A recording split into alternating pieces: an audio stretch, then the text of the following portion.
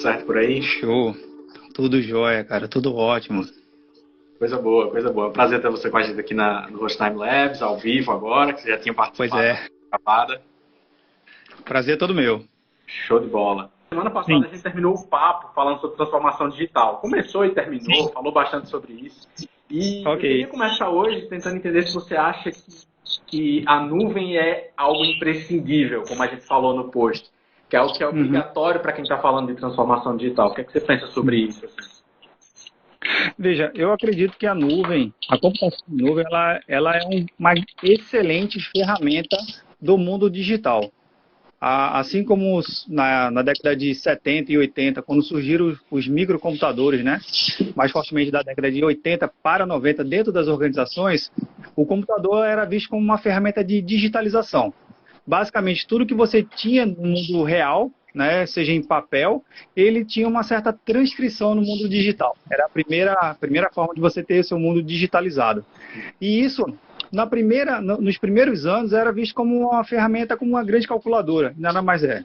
Hoje, depois de mais de 10 anos de computação em nuvem, a computação em nuvem passou exatamente esse processo de disrupção, em fazer com que as organizações que já usavam computação, mas entendessem que a computação em nuvem, que é um outro modelo, um outro formato de consumo de computação, ela fosse diferente, realmente uma forte ferramenta. Nos dias de hoje, 10 anos depois, a computação em nuvem, ela é sim uma excelente ferramenta e essencial para a transformação digital. Na verdade, para a transformação do negócio, né? Ele digital não, que a gente tem até uns estudos de uns pesquisadores que falam que parte da sua ação ela tem que ser sim digital, mas você não pode esquecer o mundo offline, né? O mundo real, o mundo físico. E aí isso vai para varejo, e porque você tem que fazer um bem bolado entre sua loja, a sua presença física, a sua presença digital, a sua presença virtual, e enfim, diversas formas. E a computação em nuvem, ela tem ajudado justamente para você a segmentar e fragmentar a sua estratégia de negócio. E isso é o legal da computação em nuvem. A computação em nuvem não é um objeto monolítico, que eu vou colocar 100% da minha estrutura lá, do meu negócio, do meu business lá, e lá tudo vai ser resolvido. Eu sei que a gente sempre busca a bala de prata, né? Aquela única solução, aquela única ferramenta. Mas veja, no nosso dia a dia a gente usa diversas ferramentas para se comunicar. É uma live no Instagram, é uma comunicação no WhatsApp, é um grupo no Telegram, é um canal no YouTube. São várias ferramentas que compõem características diferentes. A computação em nuvem, a partir do momento que o gestor de negócio e a equipe técnica consegue olhar a nuvem como uma ferramenta e extrair o máximo daquela ferramenta para o seu dia a dia, ela tem total capacidade de dizer assim, eu tenho transformação digital em nuvem. E não existe uma regra de totalidade. Eu estou 100% em nuvem, 99% em nuvem, não quer dizer que é bom ou ruim. Eu tenho uma estratégia e essa estratégia compõe cloud computing. E aí sim a minha transformação digital. E o que é que você tem visto, assim, não sei se você já tem histórias, eu sei que você é um cara que tem muitas histórias de clientes diferentes, de contextos diferentes que você já viu, assim, mas eu não sei se você já tem alguma história dessa época que a gente está vivendo, porque eu estou imaginando muita gente que está passando por um momento, como a gente viu, por exemplo, no caso da semana passada do Grupo Parve, que tem um momento em que precisa fazer uma transição muito forte e isso demanda algo novo de cloud. Sim. Mas também eu fico imaginando, por exemplo, alguém que tinha um sistema de atendimento online, por exemplo, para pedidos de delivery, que estava num certo patamar de acessos e por causa da quarentena teve um acesso muito mais intenso e isso demanda para ele começar a pensar sobre servidor dedicado, sobre coisas específicas assim, né? O que você tem visto nesse momento? Assim, tem aparecido para você histórias de pessoas que estão dizendo, meu Deus, agora eu estou precisando mudar tudo porque ficou tudo diferente? Tem, e é cada história que não daria numa live de Instagram para contar tudo. Mas eu vou contar duas que são bastante icônicas, né? Que uma de um pequeno empresário com uma solução muito pequenininha e de um grupo muito, muito grande. Para dizer assim, para justamente encaixar que a nuvem ela pode lhe ajudar, lhe auxiliar, se você realmente encaixar de forma estratégica, mesmo você sendo um pequeno ou sendo um grande, tá? Para o pequeno ele tinha um pequeno software que ele fazia um atendimento em múltiplas telas de WhatsApp. Ele tinha desenvolvido, né, para quem usa o WhatsApp, a versão de negócio, o WhatsApp for Business, você sabe que você abrir múltiplas telas para múltiplos atendentes é um sonho de consumo, né? Só que a ferramenta em si não lhe permite isso, a primeira versão da ferramenta, né? Você tem que contratar um broker, você tem que contratar um aplicativo de terceiro, que na verdade o cara pegou uma API do próprio WhatsApp, e esse cara, esse empresário, ele tinha feito isso inicialmente e estava lá com aquelas vendas, ele fazia todo aquele prospecto de vendas de forma super tradicional. Chegou o Covid, né? Chegou a pandemia e o negócio dele teve que se reinventar de uma forma de arquitetura e de consumo de nuvem. Por quê? Ele tinha feito, mesmo em nuvem, uma aplicação dele de uma estrutura monolítica. As camadas deles não permitiam o crescimento automático, então era um crescimento muito manual, requeria muita manutenção presencial remota, né? E aí, quando a solução dele foi muito bem adotada no mercado, e quem foram os clientes dessa aplicação? Foi donos de padaria, açougue, supermercado, então vários varejistas pequenos, né, não os grandes, mas os pequenos, que é o que de fato fazem a conexão direta com o nosso bairro, né, que é aquela padaria que está do lado, aquele açougue que está do lado, aquele pet shop que vende a ração, que precisa entregar a comida do seu pet para dentro de casa. Então ele precisava atender mais rápido. Farmácias de bairro também usaram muito. E ele falou assim, cara, a minha aplicação vai morrer, o meu negócio vai morrer, porque o negócio dele é 100% a aplicação dele. E ele não conseguia ter o crescimento automático, escalável. De madrugada, ele tinha que ir lá desligar manualmente as instâncias das máquinas virtuais dele, porque ele não sabia configurar isso. Então, a nuvem ela veio justamente para dar essa capacidade de elasticidade e ser cobrado por horários de fato por uso, onde tiver maior demanda, ele consegue entregar uma demanda e manter uma qualidade de desempenho da aplicação. Esse foi um cliente pequenininho que não teve que investir rios de dinheiro. Na verdade, ele conseguiu até fazer um balanço entre o quantos novos clientes estavam entrando. Aquele cliente novo já cobria parte do custo dele para ele poder aumentar, escalar a infraestrutura dele em nuvem. Então, foi um crescimento extremamente saudável, tecnicamente e financeiramente. Mas teve que dar uma ralada primeiro, né? Teve que dar uma suadazinha. Pois é. Mas isso atendeu para um grupo grande, né? Um grupo muito grande, eu tive contato com o pessoal, ele falou assim, cara, se não fosse a nuvem, relatos dele, se não fosse a nuvem, a gente teria praticamente perdido 50% do market share do mercado. E veja qual é a relevância de cada um. Para o pequeno, a sobrevivência dele é o dinheiro na conta.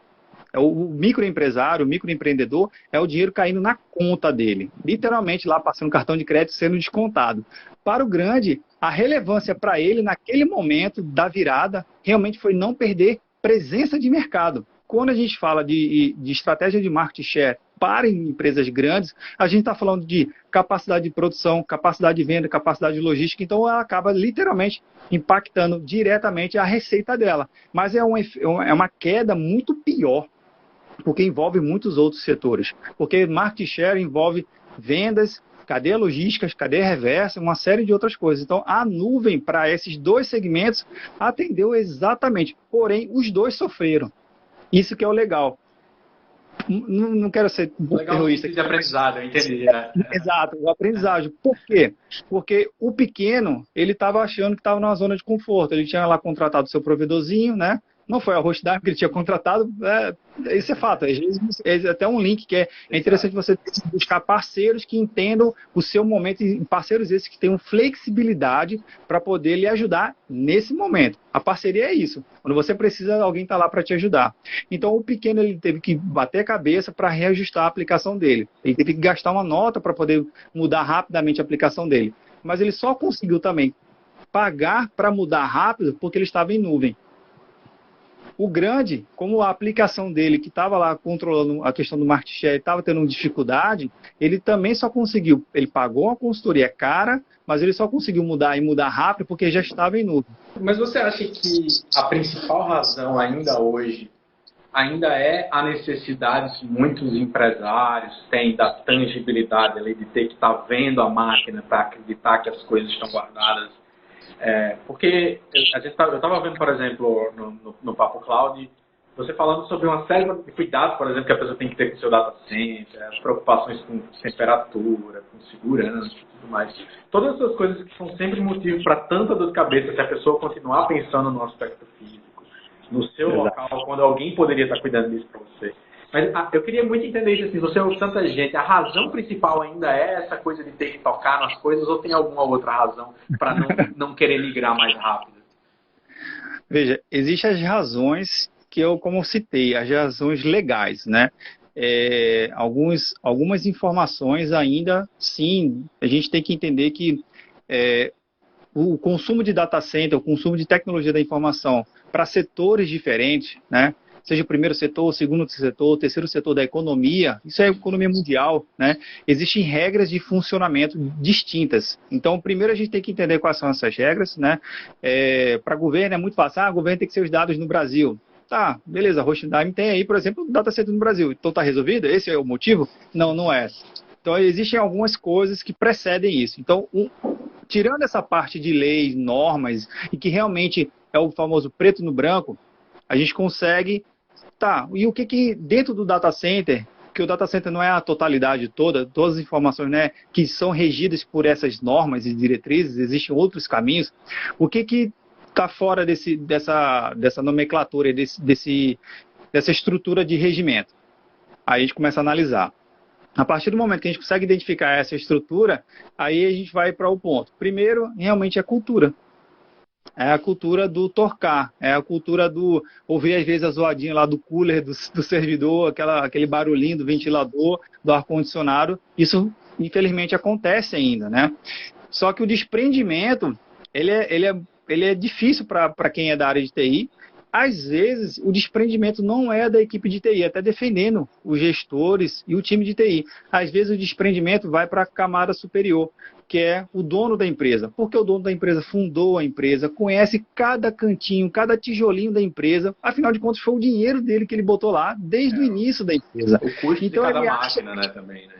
Ele acha que aquilo ali é como se estivesse tirando alguma coisa dele. E não está tirando nada, né? Mas a gente entende isso também, por isso que a gente acaba... É importante para um papel consultivo você entender aspectos culturais também, o que realmente acaba influenciando no poder de decisão de negócio.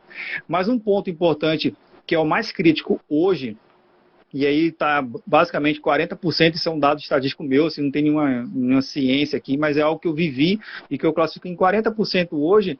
O principal ponto ainda é conseguir construir uma fórmula de identificar os custos reais.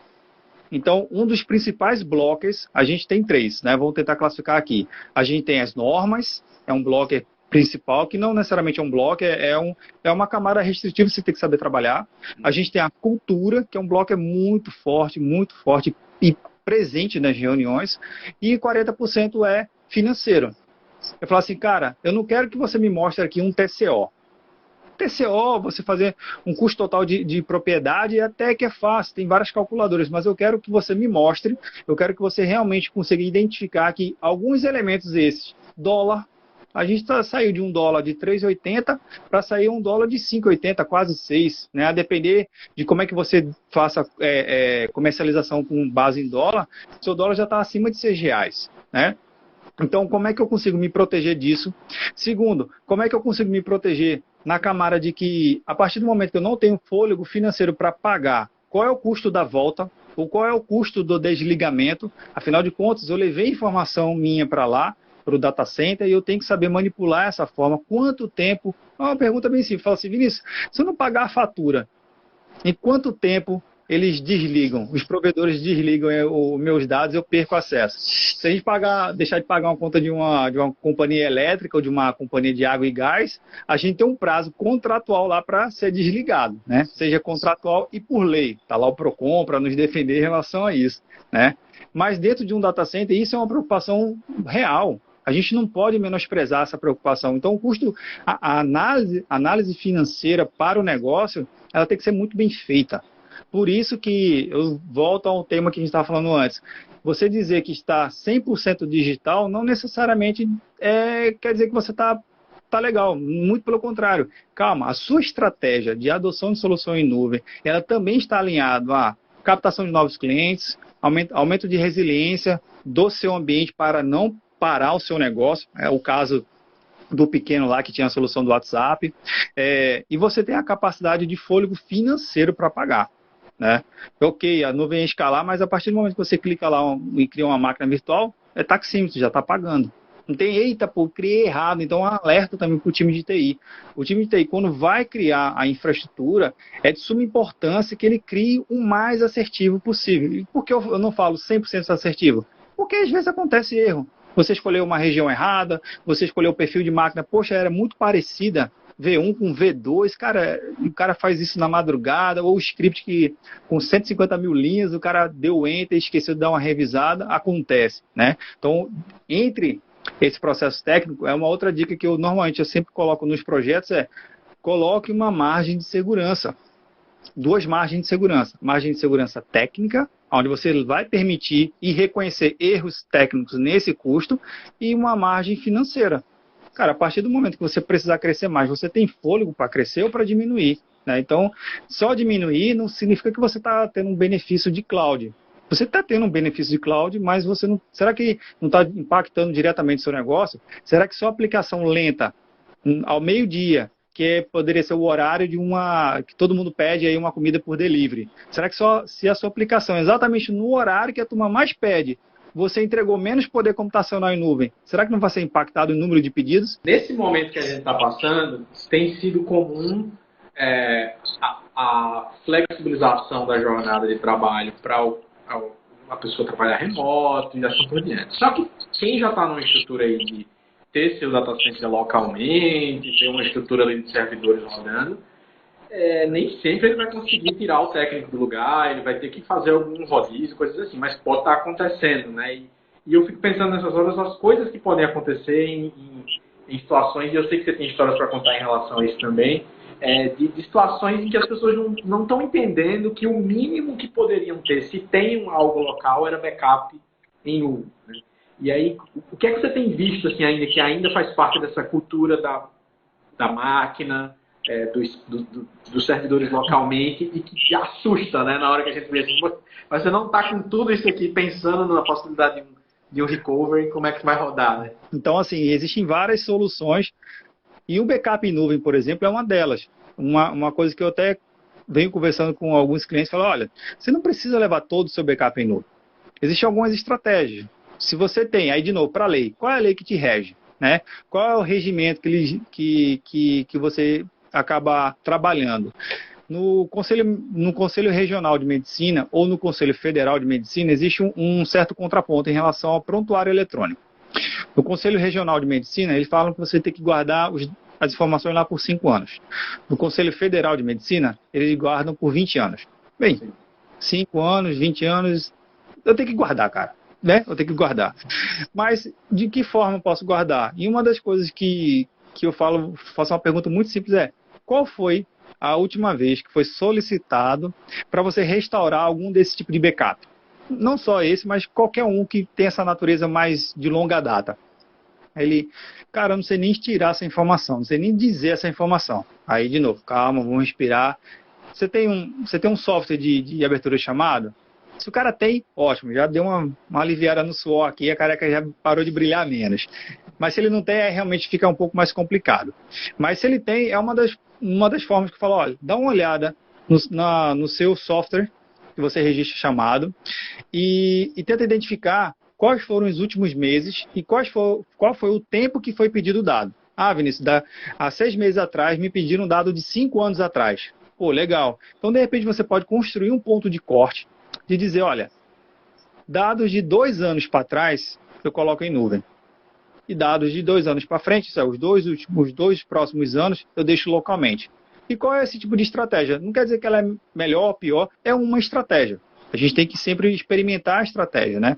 Porque eu colocar 3 anos em nuvem é menos preocupação que eu tenho localmente, necessariamente é menos fita, se eu guardo em fita, né? Seja um LTO, qualquer outro tipo de fita, e é menos espaço em storage. Né? Então, é menos dados que eu tenho que me preocupar fisicamente. E lá, em nuvem, existem técnicas. Eu posso guardar como um arquivo, né, que é o archive, que é onde me permite ter uma camada uma camada muito mais barata do que uma camada quente de informação, que ele tem um SLA um pouco maior para poder restaurar, ele não é instantâneo, mas para isso tudo acaba convergindo em técnica e preço. Tudo que você vai pedir tem que estar atrelado ao preço. Isso você tem que comunicar e deixar claro para a alta gestão. Porque a alta gestão, por mais que ela seja dona do negócio, ela não pode chegar e dizer, fulana, cara, restaura aquele dado lá de 5 anos atrás, agora tem uma reunião daqui a meia horinha, consegue botar lá no meu HD externo? Doutor, veja só, não é assim. Porque se ele perguntar isso, é porque ele não foi comunicado. Se você está alinhado, se você está realmente próximo à sua área de negócio, está comunicando a sua estratégia, porque afinal de contas, se você colocou um dado, e esse dado, ele leva pelo menos 24 horas para estar disponível no seu ambiente, porque está numa camada mais fria, está numa camada muito mais barata, mas está numa camada segura e resiliente, você tem que esperar 24 horas para esse dado voltar. Então o backup você tem duas formas, ou bota no HD, bota na sua mochila e leva para casa, e aí você sabe qual é o risco que você está correndo em relação a isso, ou você realmente começa a olhar a nuvem como uma solução de backup. E existe um outro cenário que a gente acaba não utilizando o backup como solução de disaster recovery. Existem outras camadas de outros serviços que faz. Eu prefiro ter o meu ambiente em réplica do que ter um backup.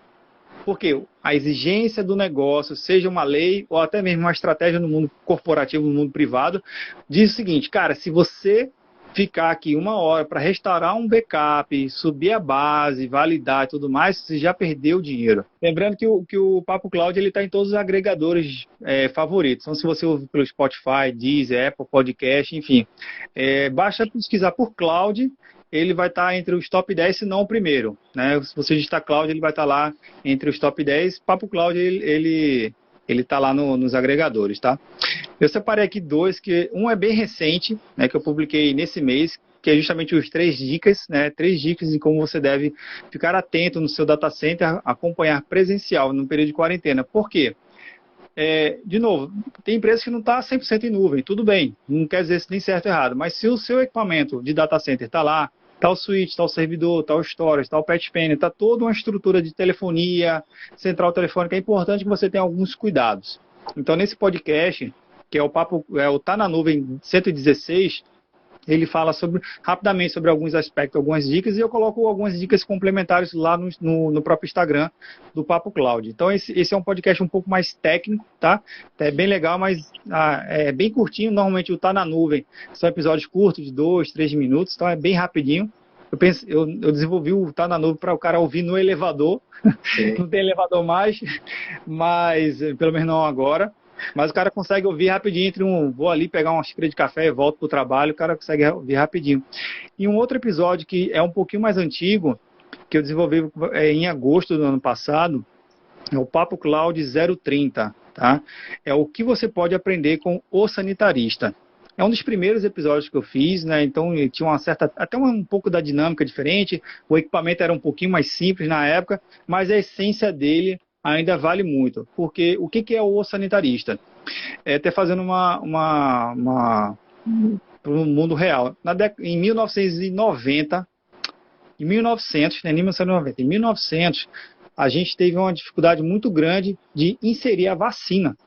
A vacina. No Brasil não existia o conceito da vacina. No Ministério da Saúde não se tinha vacina como a gente vê hoje, tão facilmente em impostos e tudo mais. Então, daí que surgiu o Fiocruz, não a Fundação Fiocruz, mas a pessoa Fiocruz, o Chaga e tantos outros especialistas nessa área de saúde. E esse episódio eu fiz justamente para dizer, olha, as técnicas que o sanitarista utiliza de pesquisa, identificação, e eu faço conexão com em 1900, que ele teve dificuldade de poder implantar a vacina largamente no Brasil, né? E aí tem algumas músicas da época, um pouquinho ruidosas, mas eu faço sempre uma conexão que o que você pode aprender com essa área para o seu dia a dia, que é da área de TI. Então, desde a forma de pesquisar, analisar, julgar, criar um relatório, identificar realmente, criar um caso de uso, muito antes de TI, CTI, existem técnicas que ele utiliza. Se a gente aprender com eles, cara, a gente consegue ter um ambiente muito mais saudável, fazendo essa pequena analogia, né? E se você gostar desse episódio, comenta aí nas redes sociais e para mim vai ser uma satisfação imensa. Fantástico. Acessem lá Papo Cloud, então, papo.cloud ou nos agregadores, podcast. Então, agradeço demais, Vinícius, pela tua participação aqui, para todo mundo que assistiu. Lembrando que vai ficar gravado no IGTV e depois tem resumo lá no nosso canal do YouTube. Beleza, galera? Um abraço, Obrigado, Vinícius. até mais. Até a próxima.